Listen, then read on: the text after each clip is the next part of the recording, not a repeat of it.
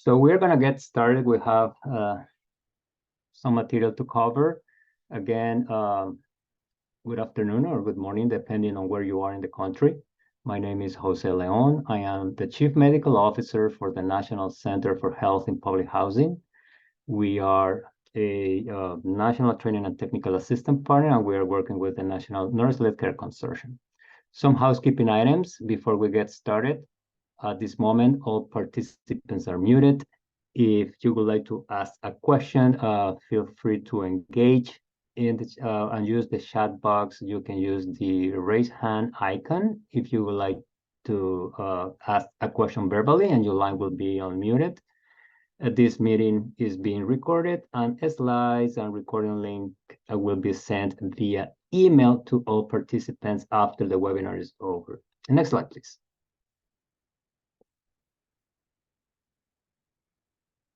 This is a webinar series. We are going to have 2 webinars. This is the first of the 2 webinars. The next webinar will be next week.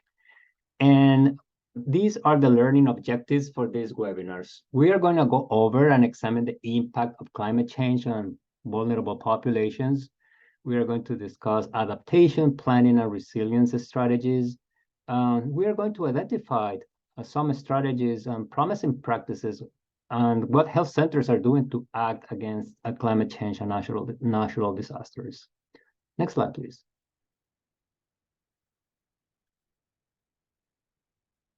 Our disclaimer, we are the National Center for Health in Public Housing. We provide training and technical assistance to community health centers across the nation. We are founded by HRSA. And we have 3 divisions: the Training and Technical Assistance Division, the Research and Evaluation. We also provide outreach and collaborations. And in my case, I am the person responsible for quality assurance, quality improvement, and emergency preparedness. And I've been with the National Center for Health in Public Housing for more than 10 years. We have established some clinical quality work groups and emergency preparedness work groups. We get information from the health centers on emerging and current issues affecting special populations, as well as training and technical assistance needs. And we also have a emergency preparedness work group. We get information from health centers and other federal organizations about current and emergent needs as well. Next slide, please. We are working with the National Nurse-Led Care Consortium. They are another of the national training and technical assistant partners, providing training to health centers who are reporting to be in or immediately accessible to public housing. According to the latest numbers from HRSA, there are about 385 or 387 health centers providing services to those living close to or in public housing facilities. Next slide, please. So today we are going to hear from Jose Leon, myself. Thank you so much for the opportunity. We are going to hear from Gianna Van Winkle and from Jamie Burney on what we are doing to address climate change and the rising temperatures, and how these national issues are affecting the health of those patients being served by community health centers. This is a really interesting topic because it has many components. We can definitely talk about the component of how climate change affects the health of those of our patients. We are going to hear from Gianna about what PCAs are doing, and specifically what Florida Association of Community Health Centers are doing. And we are going to hear from Jamie on what Open Healthcare is doing as well. So we are going to hear different perspectives, different opinions. So please feel free to engage in the conversation, and feel free to ask questions anytime, or at the end of the webinar. We are going to have a QA/QI session. Next slide, please. So this is NNCC and TAP team, our colleagues from NNCC. Thank you so much for joining us, and thank you. It's always a pleasure to work with you guys. Next slide, please. In regards to health centers located in or immediately accessible to public housing, these are the most recent numbers that we have obtained from UDS, the 2020 report. And in 2022, over 1,300 health centers reported to provide services to over 30 million patients. 483 of these community health centers reported to be in or immediately accessible to public housing. And in the same year, they provided services to 6.1 million patients. 107 of these health centers located in or immediately accessible to public housing are funded by HRSA to provide services to this special population. And in 2022, they provided services to over 900,000 patients. Next slide, please.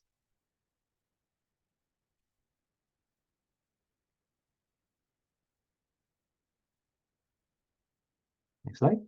There we go.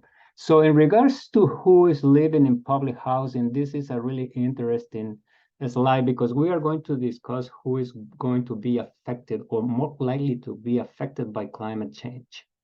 And as we see on this slide, in public housing, we have vulnerable populations and those who are considered vulnerable when we have issues like climate change. For instance, if you see 19% of those living in public housing are over the age of 65, 36% are children.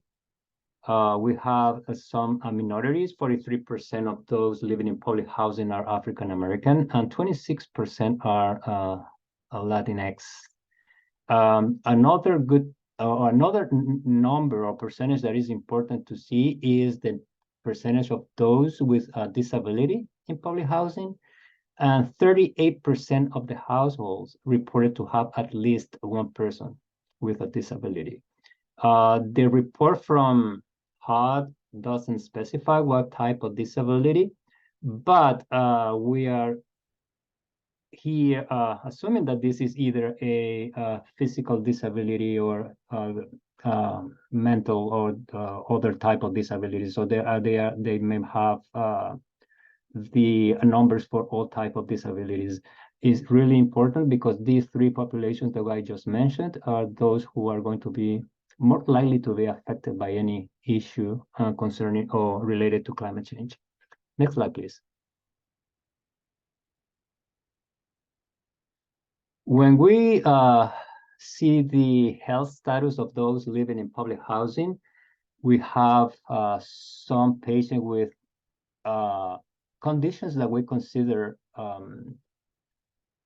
or these patients with this condition are going to be more likely to be affected by climate change as well. Specifically, the two that we have at the bottom, COPD and asthma. And if you see this slide, those receiving or those adults receiving assistance from HUD are more likely to have a COPD and asthma when you compare them to the all U.S. adult population or even low-income renters in the United States.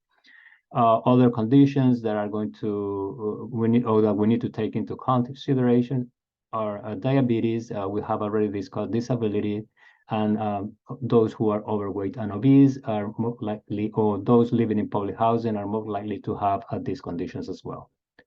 Next slide, please. In regards to issues affecting the United States, and all these are related to climate change. This map is showing the regions and where we are going to have different type of natural disasters, all of them linked to rising temperatures and climate change. So it's always important to assess the location of our health centers, the location of our clinics, and based on that, develop emergency plans to help those special and vulnerable populations to have a plan to better or to be ready when any of these type of natural disasters is, affected populations. Next slide, please. We've been talking about what health centers are doing. We've been talking about what national training and technical assistance partners are doing, or what PCS are doing.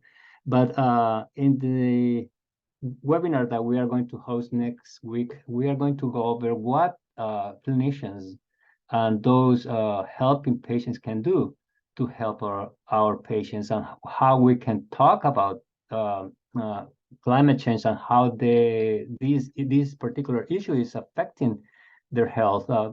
This is the case study that we will be discussing, and quickly,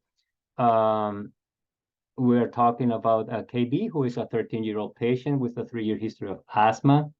The patient's parents are concerned because KB wakes every night coughing. The family just moved to an apartment that doesn't have air conditioning and has received several co-violation for leaking roof and windows. So this is the tip, something that we see every day in public housing.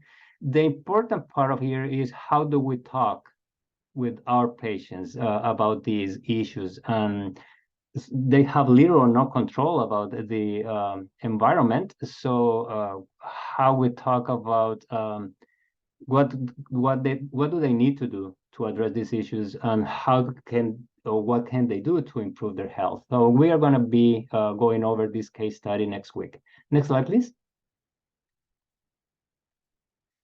So as we know, this climate change and these rising temperatures are affecting not only the health of those living in public housing, but the health of all patients being served by community health centers.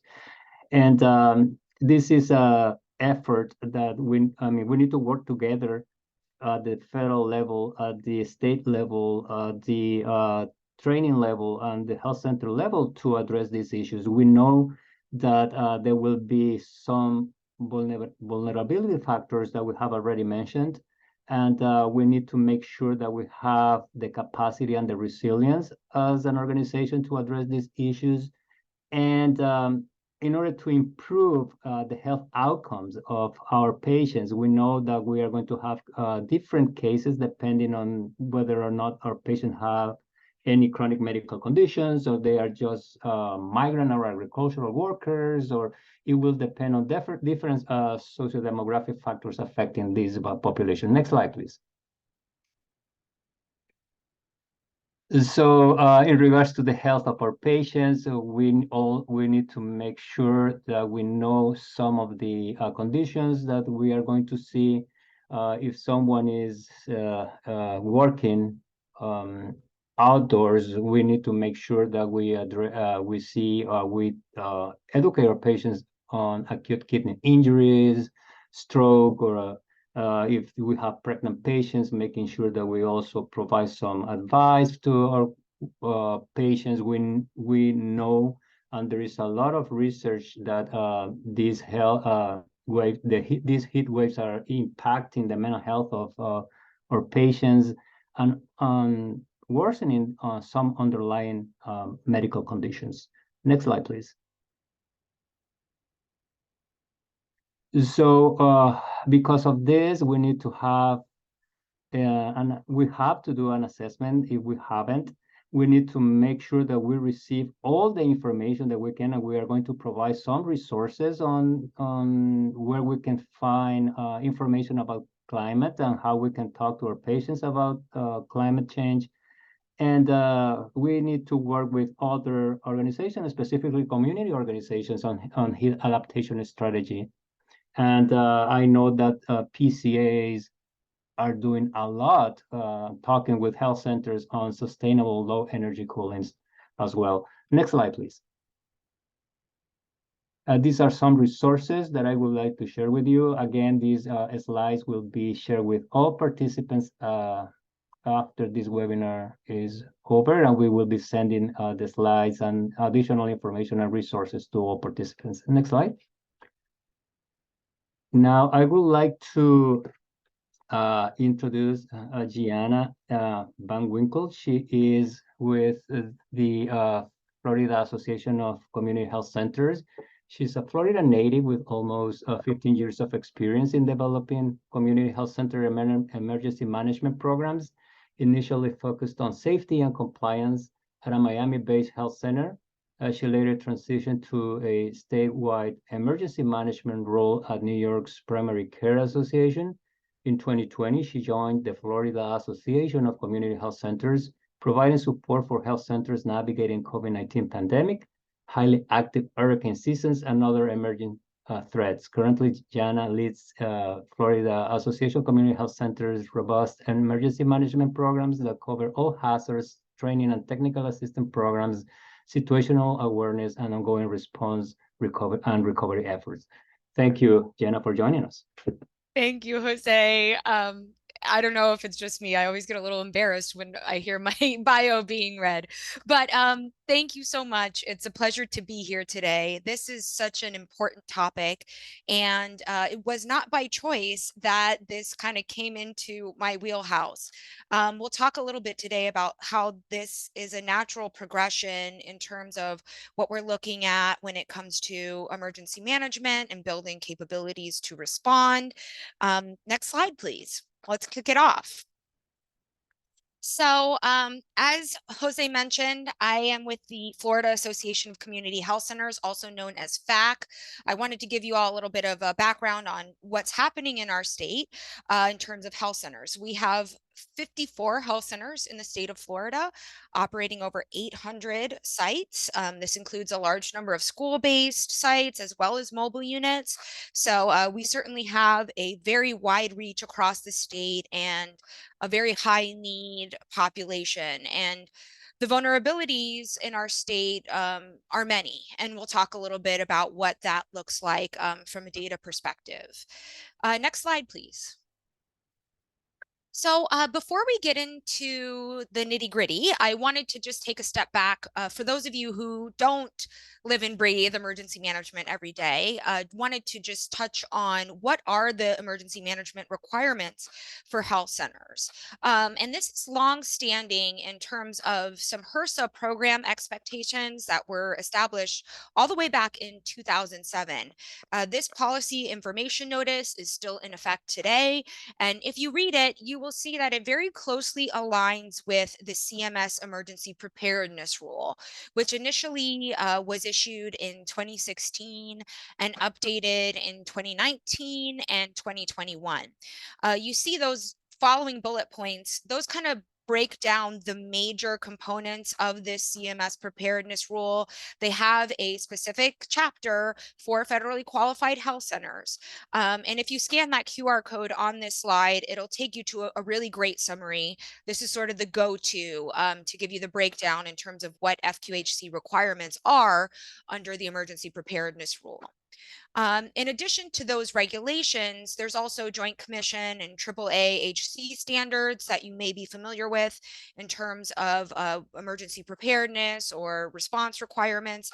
And then from state to state, there may be additional requirements. We don't really have any enforcement of that here in the state of Florida, but when I was in New York, that was certainly part of their surveillance that took place. And this, again, will vary from state to state. So it's something to look into if you're not familiar with it. Next slide, please. So the climate implications on emergency management are many. This is some information from FEMA here on this very slide. It basically says that climate change is a force multiplier. So when we look at emergencies, and it doesn't take us long to think of something in the recent future that has sort of highlighted how this seems to be a fact. There's an increasing number of storms, floods, fires, and extreme temperatures coming off of the hottest summer ever on record. I don't have much more to say about that. I think we've all kind of lived through this. But with that said, from this emergency management perspective, we need to think about this strategically in terms of what we invest in, the measures to mitigate the effects of these increasing number of emergencies and increasing severity so that we can basically start to recover sooner. And you see here also some just screenshots of different ways that climate change is impacting various parts of our country. And, hear that little snippet about making America uninsurable. That certainly has an implication for individuals as well as us health centers as organizations and the communities that we live in. So, next slide, please. I wanted to bring up the point about climate and equity. We very often see these two concepts presented together. And I think for me, this really was a game changer when I started to see this more and more in terms of, this definition of equity here actually comes from the FEMA steering committee on this, but it's the consistent and systematic, fair, just, and impartial treatment of all individuals. And we know that historically underserved and marginalized communities, they are particularly vulnerable to the effects of climate change and disproportionately harmed by disasters. Jose did a great job of outlining some of the contributing factors to that. But when we talk about equity and we think about the health center model, the history of health centers, where we come from, where we are going, how much work we have done over the last several decades, but still how far we have to go, especially in light of some of the climate concerns, we need to be part of this conversation. Regardless of how we feel about climate change and how much of a threat it is or how imposing it is on our day-to-day operations, that conversation around health equity, health centers are woven into that. So we need to make sure that we are engaged to be part of this conversation going forward. Next slide, please. And I am not a policy expert, so let me put that out there.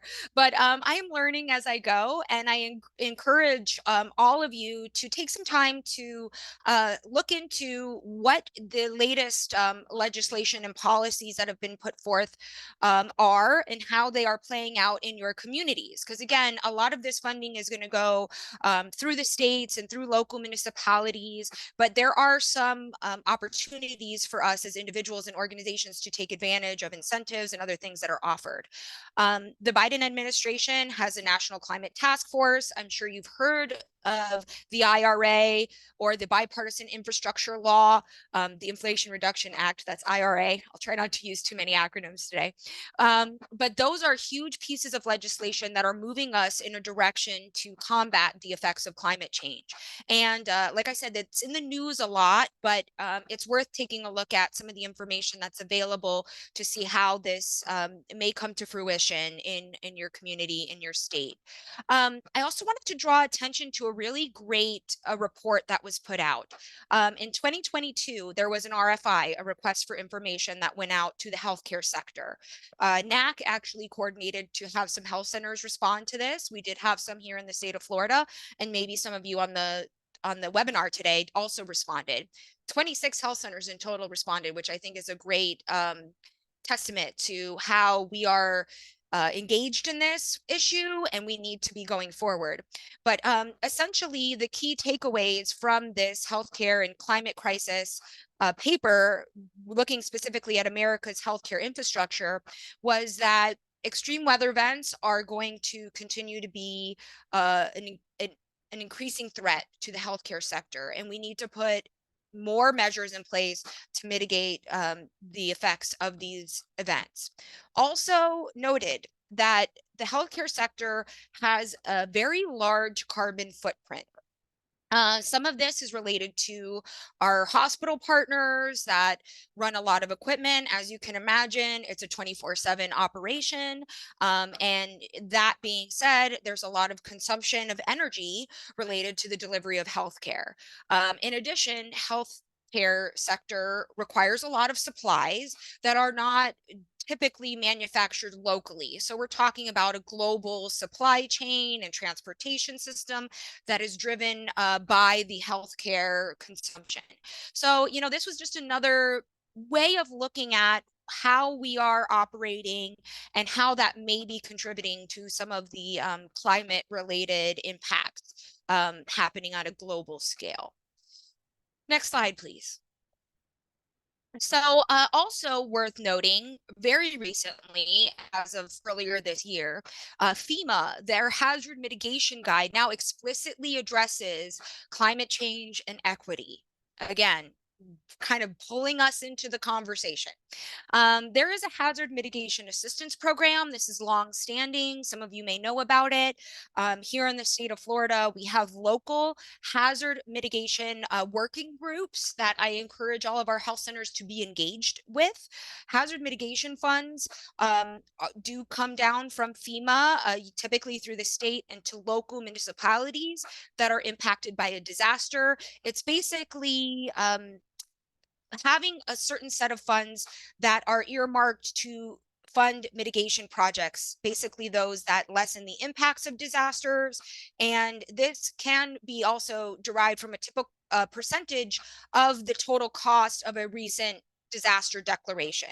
So again, we know that these disasters are becoming more costly, which means we need to make a greater investment in mitigation projects. And we'll talk a little bit more about what those can look like in a moment. Also worth looking into the BRIC funding, building resilient infrastructure and communities. Again, this is happening more at the municipal level, but it's a great opportunity to engage with your local leaders in terms of what you're doing and what they're doing, and if there's any synergy there that you can take advantage of.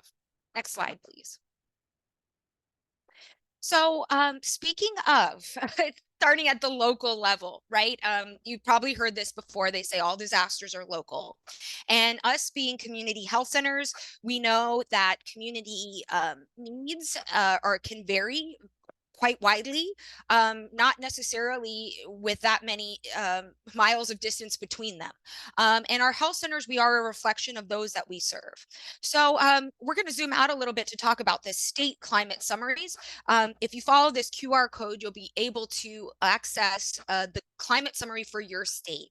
It's going to list some of the top concerns based on the data available for your state. Here in the state of Florida, we have rising temperatures, we have increased intensity of hurricanes, and of course, sea level rise, which may also lead to inundation of some of our water supply. So again, every state is different. I encourage you to take a look at this and think about how this is playing out, again, in your communities and at your sites. Next slide, please. Okay, we've talked about vulnerability, right? And there are a couple of different data sources out there I think you all should be aware of. I think in a lot of ways you live this. So this is just more of a confirmation of what you already know and what you already see in your day-to-day operations.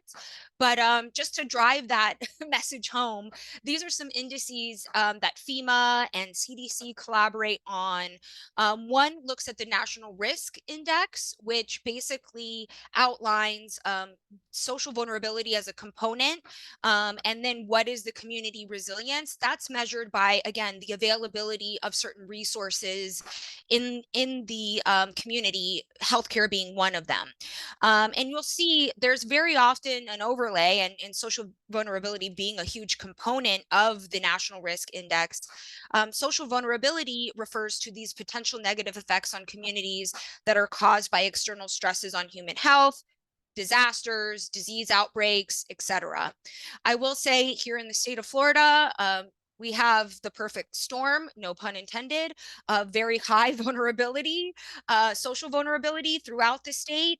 And we also have high vulnerability to climate impacts, as I said, namely that sea level rise and the prevalence of these somewhat unpredictable storms. And we've even seen recently the rapid intensification of these storms and other no notice events that lead to flooding and other risks. And of course, we all lived through COVID, right? And we understand the public health implications and the state to state vulnerabilities that may arise in that regard. I'll leave it at that. Next slide, please. So Jose did a really great job highlighting some of the health factors and the community resilience strategies. Here is just another infographic for you to kind of internalize in terms of what you see in your patient population. That is going to be what's probably driving some of your resilience strategies, the prevalence of certain health outcomes. And I'm so glad that Jamie is here today to talk again, weaving in that mental health aspect of it, because again, on the heels of the COVID pandemic, we know that that mental health component is absolutely essential for all emergency response and recovery operations, and preparedness for that matter.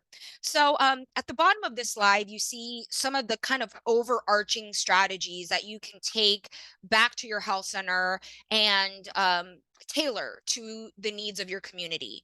Basically, it's doing that assessment, building awareness, engaging your community and providing education, and then coordinating with your partners, again, at the local and state level. Next slide, please. The next slide has physical resilience strategies. I think you need to click one more to show the rest of the text here. But this is just to give you some ideas, some inspiration about some facility improvements that could mitigate.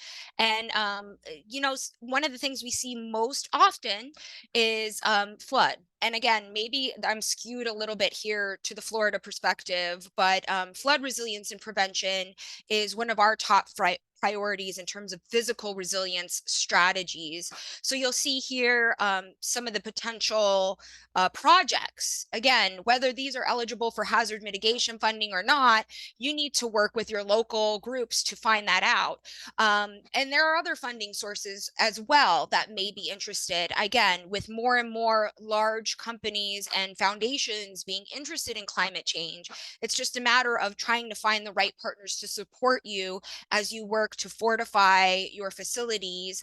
And, you know, the whole goal of emergency management is for us to get back up and running again so we can provide that access to our patients, right? And to that end, I wanted to highlight some recent work that we've done in partnership with Direct Relief. It is this it's memorialized in this report called Supporting Access to Care, Resilient Emergency Power for Florida Community Health Centers. You can access that report by scanning that QR code. And you see there this first bullet point under facility improvements. It's the installation of renewable energy and backup power. So what we did is we set out to get a better understanding of how emergency power was being used here in the state of Florida.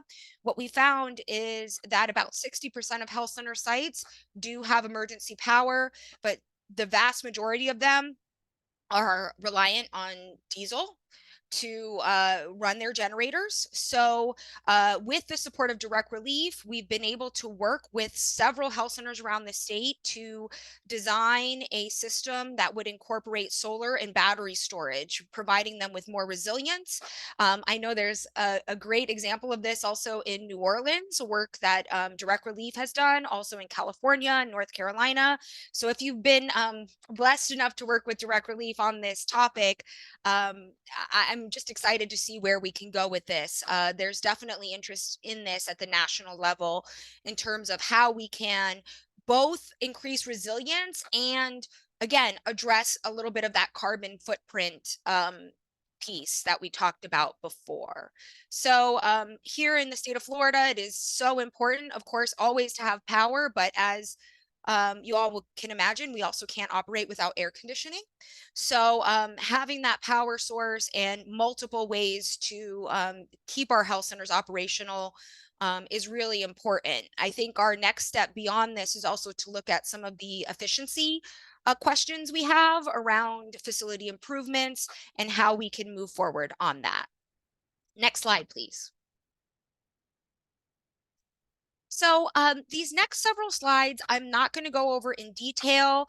I want all of you, though, from the health centers here to take a look at some of the bullet points on these next several slides. They were provided by one of our health centers who couldn't join us today, but really has done a great deal of work. They are Brevard Health Alliance. You see their map right there. They're on the coast in Central Florida. So as you can imagine, a lot of vulnerability there. They are a public housing grantee as well. And these next several slides will detail some of the things that they have done in terms of their infrastructure, utilizing telehealth and telemedicine. Go ahead to the next slide. And again, that mental health support you see pointed out here. Last slide, go ahead. And working again together with their staff, their partners to do regular drills and training. So I'm just fortunate to have so many health centers here in the state that are willing to share their perspective, because they really are the driving force to keep us sort of all aligned in our goals. I just think I have another slide or two left, not very much. So what can we, last slide, the previous slide real quick. I know when we talk about climate, it can be easy to go slippery slope to get on sort of this like fatalism mindset, right? But there are things that we can do. There really are things that we can do now, especially in the field of community health. What we have to recognize is that people actually do care about this topic. And we can all look at our own health centers in our own communities to see what strategies we can employ to help reduce our carbon footprint and also just increase our ability to prepare for these types of events. And then the last and probably the most important is to advocate for our communities. We, being the healthcare sector and healthcare professionals specifically, our providers, as a group, they're some of the most highly trusted people in our country. So our advocacy does make a difference. Last slide. I have included some of my favorite tools and resources. There is a climate ambassador program linked there that I think is really great. It actually helped prepare me for this presentation and others that I've done on this topic. It helps us provide perspective. And again, I think we're learning as we go on this. I know I sped through that, but I had so much to share, and I'm just very happy to be here and will be around for any questions.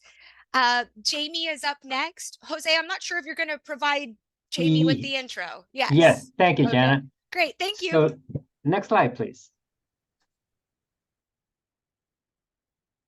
So next, we are going to hear from Dr. Jamie Burney. She is the Vice President of Behavioral Health and Open Healthcare Clinic. In her current role, she oversees the provision of services in the case management, housing, and behavioral health departments. Dr. Barney is the vice chair of the Louisiana State Board of Social Work Examiners. She also remains an active member in the Greater Baton Rouge area chapter of the Association of Black Social Workers. And Dr. Barney's interests include efforts to improve services to persons living with HIV and combating the HIV pandemic, ending homelessness, reducing the stigma surrounding mental health and substance use disorder, and securing resources to address community needs. Good afternoon, Jamie. Good afternoon.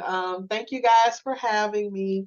I'm very excited, and I actually have learned a lot when you guys originally spoke to us about participating in this conversation. I'm like, I don't know anything about climate change. That doesn't really impact us. But then as we talked and I'm thinking about it, it actually impacts a lot of what we do. And we spend a lot of time preparing for, responding to, and working on different things. So next slide. So Open Healthcare Clinic, we actually were founded, and our legal name is HIV/AIDS Alliance for Region 2, or HART. We were established in 1995 by our current CEO. He's still in place. One of the first services we implemented were housing programs. So we have some HOPWA funded housing to provide housing resources to people living with HIV specifically. And we also have some continuum of care housing programs, where those programs target persons who are experiencing homelessness. We started a full service medical clinic in 2007, and we acquired FQHC status in 2015. And I started here about 7 years ago, right after that in 2016. And so you can see on the map where Baton Rouge is, where the little red star is, and most of our locations are in Baton Rouge, and one is neighboring in a town right next to it. Next slide. These are the services that we currently provide. So we provide an array of medical services for all ages, from pediatrics to adults, and we also provide a lot of supportive services and social services to try to meet all of the needs of our patients. We do a lot with sexual health, so we have a robust testing system and for HIV and other STIs and STDs. Next slide. So the next 3 slides are going to show the locations of our organization. Here I want to just highlight the one all the way to the left. That is the Heart Clinic. So that's where we do the testing, our housing program, our Ryan White case managers. That's where most of our supportive services are provided from. And all the way to the right is where most of our behavioral health is. So our psychiatrists, psychologists, and counselors work out of that location. And they are next door to each other. Next slide. Here, I just would like to highlight the mobile unit. We are able to respond and go where needed and provide services. We're going to talk a little bit at the end about like one of the things we did in response to the extreme heat here with our mobile unit. Next slide. And then these are the last 4 locations. One stop is actually the drop-in center for persons experiencing homelessness, and there are a multitude of organizations there that provide services. We are one of them, and we provide dental services. And as you know, persons experiencing homelessness are some of the most vulnerable in the community, especially when it comes to extreme weather events. And then Airline Highway location is our newest location. And that location has a lot of backup power. It is diesel operated, so I'm very excited to go look at the information I just heard from with the partnership Direct Relief has been able to work with other health centers on to see how we can advance that. But the next hurricane we have, me and my kids will be at Airline Highway as a part of the emergency management team getting out of the heat. Next slide.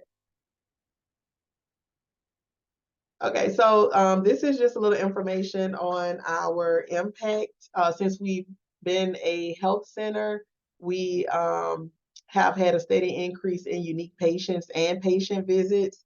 And currently, year to date, we're on trend to exceed those numbers of visits and patients. We're currently at a little over 12,000 unique patients. Next slide. So this is a picture of an attempt to stop flooding during what we call the Great Flood that happened in 2016. It actually delayed my start here by a couple of days because my family had to evacuate at that time. It was what we also call a 100-year flood. We hadn't seen anything like that in our lifetime in the areas that were flooding. But this is also some of the other events listed that were major. Even if they don't directly affect our health center, we still are impacted because we have to respond to persons who are coming into shelters, our family members, and help them be able to access the resources they need. Specifically, housing and mental health services are a big deal during those times. In the past 5 years, the governor in Louisiana has made 100 proclamations a year for states of emergencies, and the majority of those are related to weather, and that's everything from thunderstorms, tornadoes, freezes, hurricanes, and heat. Next slide.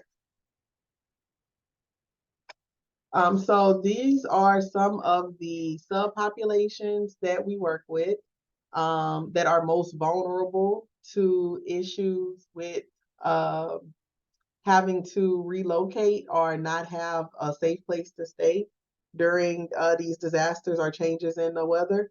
So persons with chronic conditions, specifically people living with HIV, that's what the area our organization started focusing in, and we currently still have over 1,000 patients who are living with HIV, or almost 1,000 patients. Additionally, in the months of June, July, and August this year, we had 25 heat-related deaths, according to the Louisiana Department of Health. And then with persons with mental health disorders, we are focused on integrating mental health into primary care. We see how important that is, and so we have a lot of patients who need to maintain consistent treatment. And then, of course, persons with low income. I heard both persons before me speak about that, and how they are more vulnerable to different things. And 57% of our patients are eligible for Medicaid or Medicaid recipients. And then also almost 25% of our patients are Spanish speaking or prefer to speak Spanish instead of English. And so, of course, they are more vulnerable to not being able to get their needs met when changes occur. Next slide. So what we do, I try to culminate everything into my cute little boxes. So we have our emergency management team that is going to be the basis of all things. So in blue, this is what we're doing to try to prepare. So our team is convened. We know who we are. We know what our roles are. And we know when you see a meeting invite, that means something is happening or something has happened, and we need to make ourselves immediately available. It is convened by the CEO, and of course, he can delegate our COO or our CMO to take the lead on things. We try to make sure our technology is always prepared to respond the best way possible. So we keep a tight inventory on our portable devices, like our laptops. We have apps that allow our staff to be able to communicate with each other and give us different ways to be able to reach out to each other. We even have walkie-talkies in different buildings in our emergency management kits, since we have about 4 or 5 locations within a 3-block radius. So even if the phones go down, we're able to communicate with each other at each center. We remain updated and follow guidance from our governor's office of Homeland Security and Emergency Preparedness. The Weather Channel and Louisiana Primary Care Association have been a great resource. We're getting information out to our patients, our staff, and our community members, and we try to make sure we move quickly with that. We did take a big lesson and start doing a lot better at focusing on our staff's mental well-being during events of crisis. So in preparation for, throughout, and afterwards, we're checking in and making sure they're aware of the resources they have available to them. Our board this year approved a fund to provide financial support to employees. And a lot of it can be used in response to severe weather events, and help them to be able to support their own families when they're at work trying to support our community.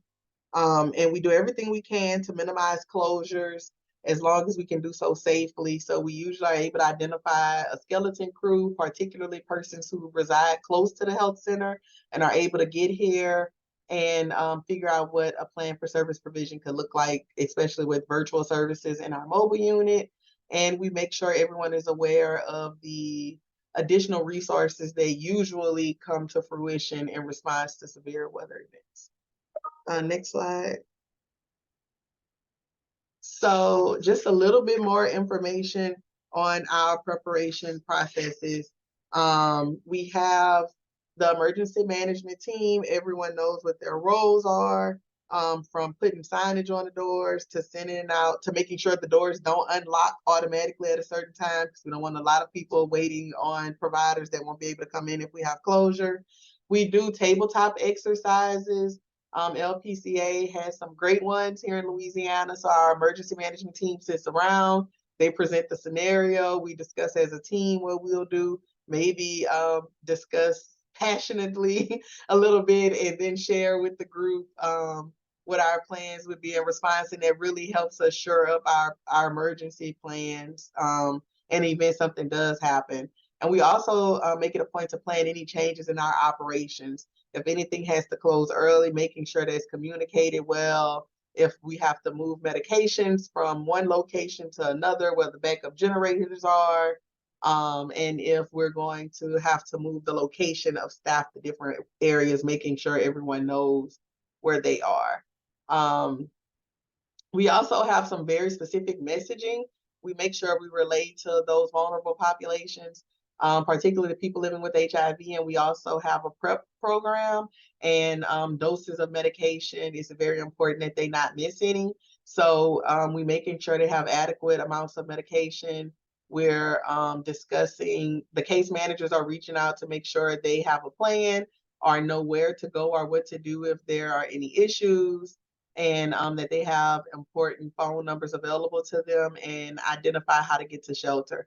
Particularly the clients we have that are homeless, even if they don't want to go to shelter in that moment, we're making sure they know where they are, how to get to one if they do change their mind at some point. Next slide.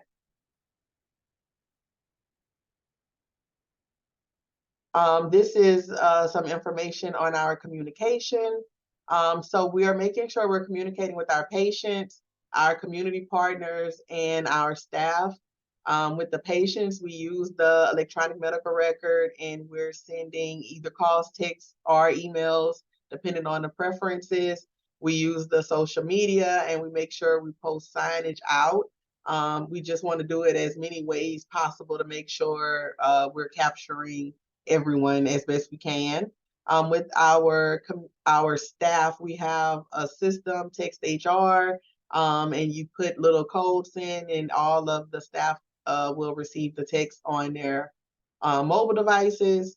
We send emails. We have an app, a 3CX app, that allows the office phone to connect to your mobile phone, and we have a call tree. So before we leave, if we know there's a hurricane in the Gulf, we're going to print out everyone's phone numbers, make sure management has it, and activate a call tree if nothing else is working. With our funders, we are making sure they're aware of our patient needs to see if we can have any exceptions or allowances to better meet those specific needs, making sure they're aware of any changes in our processes, and identifying any additional resources that may be available. So those are some samples of some graphics we've put out, including information on accessing disaster SNAP benefits. That was during COVID. Next slide.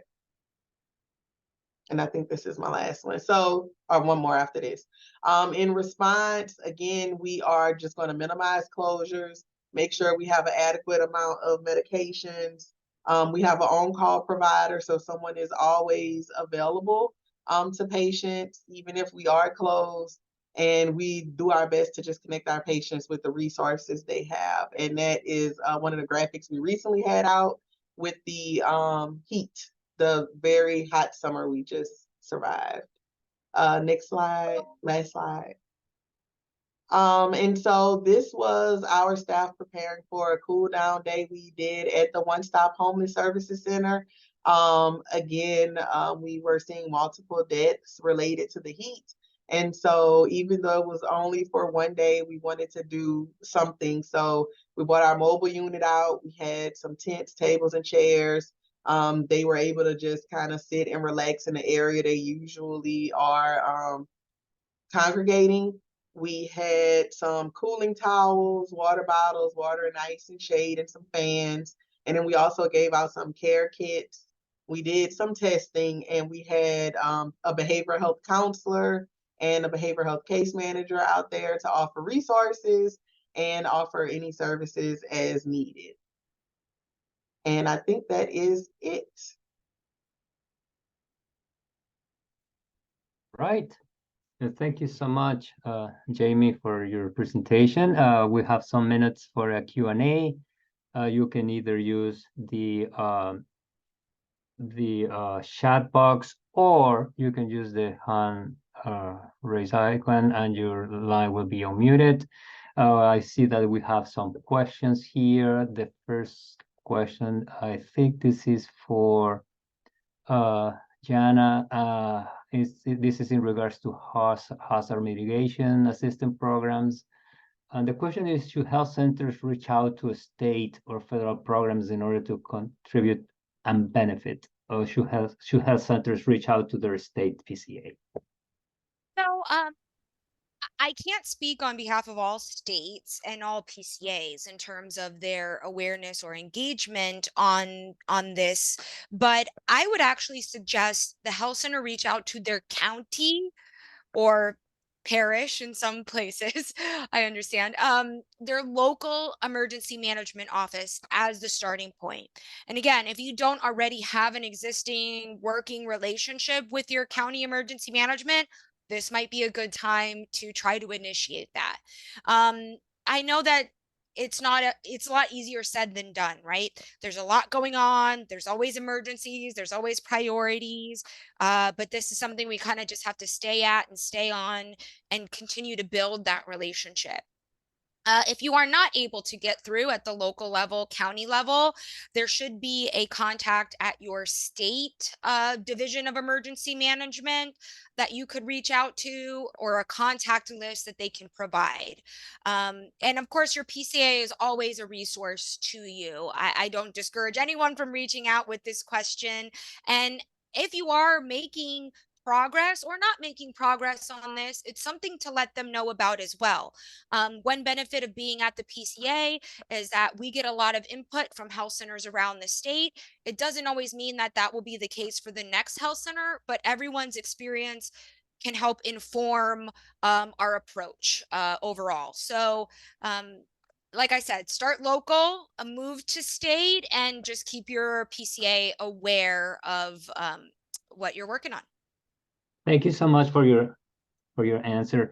And before I forget, we have a survey after this webinar, so all participants, please make sure that you complete the survey. Your responses are very helpful for both NTAPs, and it helps to capture information about next activities, and at the same time, we can capture information on how we're doing, whether or not you're liking these webinars, and what we need to do to improve them. And there is another question. This question is for Jamie. Is about the vulnerable populations and subpopulations that you mentioned. And the question is on how and who on your team is maintaining delivery of services to these patients who have chronic diseases, or who are experiencing homelessness, or persons with mental health disorders, Spanish speaking. Are you going to these patients in an emergency? Are you helping transport them to shelter? So what do you do? How do you connect to these patients? Sorry, I was muted. We have a multitude of services that we provide. So who responds is dependent upon the service.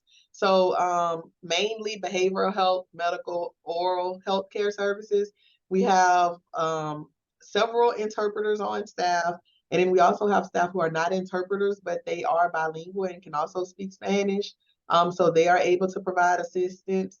And then we use a language line interpreting system, Proprio, I'm sorry, to to assist if one of those persons are not available to come physically. When we're planning for emergencies, that's one of the main things that we do. And I also forgot to mention, we're making sure our signage that goes up on social media and on the doors is also in Spanish.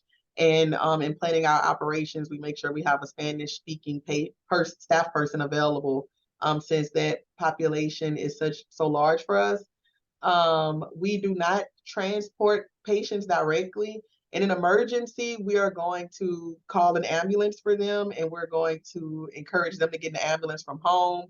In regards to if it's non-emergent, but they need transportation, we work with Yellow Cab to get them transportation, and we also provide bus passes. We have some funding that is able to help with transportation, depending upon what service the patient is getting, is what funding sources will pull to help. And we have battery powered technology? Yes. But one of the things when we have storms, a lot of time the cell towers don't work. So even though we have generators going, we don't necessarily have service. So one of the things we do is we coordinate meetings. So if this does get to be this scale, at this time on this day, if you're safe, come to this location. And then we're able to get there and plan on our next steps as best we can. But we will try to use the email, the cell phones, and the stationary lines to communicate, and walkie-talkies. I think I answered all of the questions. Yes, you did. Thank you so much, Jamie. We are at the top of the hour. I would like to thank Gianna, Jamie. I don't see any additional questions. Thank you so much for participating, for sharing the information and your experience.